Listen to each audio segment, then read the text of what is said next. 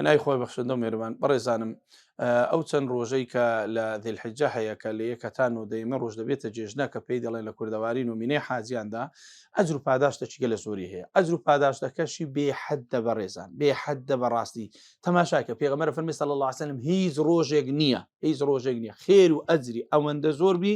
بەقەد ئەو دە ڕۆژە کە دەیەمینی گوتمان دەبێتە جێژن.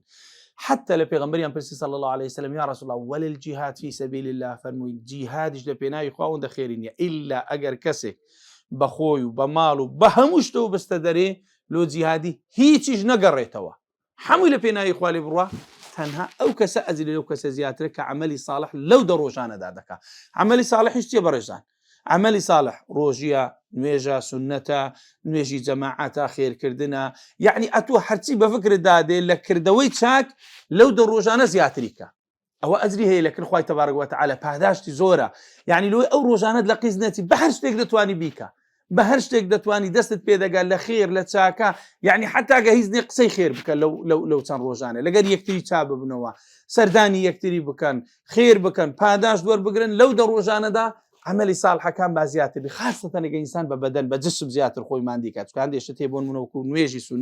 سنت کام با عام لو در روزان دا زیاتر بکن ذکر که بزمان زیاتر دکری روز جمعه که دکوت جمعه یک دکوت بینی صلوات زور لپیغمبر دان صلی الله علیه وسلم با وکو جمعه کانی رابردو ما نبی که لو در روز دان ان شاء الله با امید و دبین همو ما لو خیر و لو اجر لو پاداش زورا بیبش نبید. والسلام علیکم و رحمت الله و برکاته.